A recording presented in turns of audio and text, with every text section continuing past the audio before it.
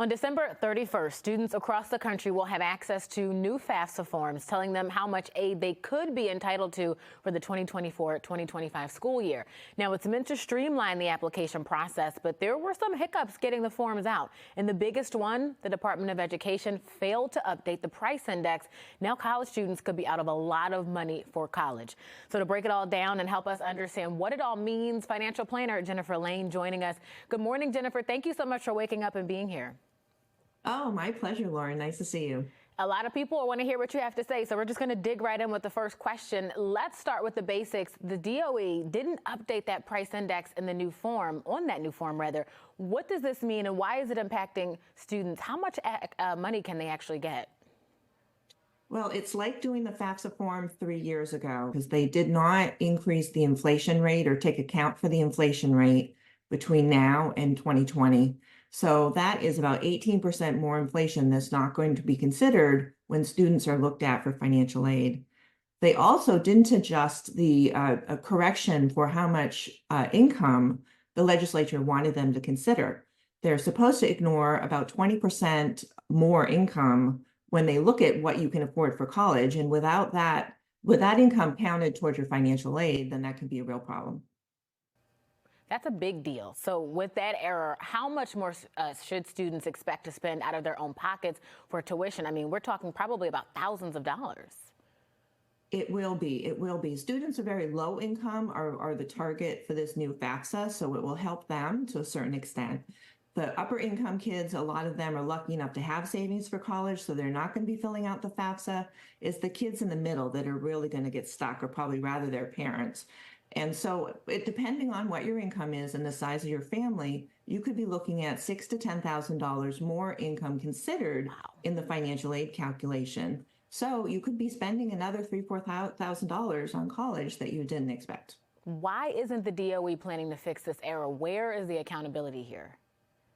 You're going to have to ask them on that. I mean, you know how it is when you do a huge update, and this was a very big change. The last time they changed the FAFSA form was back in the 80s, and so now they're trying to do it again to get more low-income students eligible for Pell Grants and to get more kids involved in college. But wow, this was a big miss. This is really going to hurt middle-income people. I want to kind of go backwards a bit. Why did this even happen in the first place? Well, they're trying to make it so that more kids are eligible for school. And the FAFSA form, which is the free financial aid application, which almost everybody uses, is one of the first steps in applying for financial aid for school. It's a big, long application, and it's very intimidating. So they were trying to make it easier for people to use. It downloads information directly from IRS, so you don't have to answer tax questions, and it reduced the number of questions that you had to fill out. So they were hoping to make it easier and attract more people.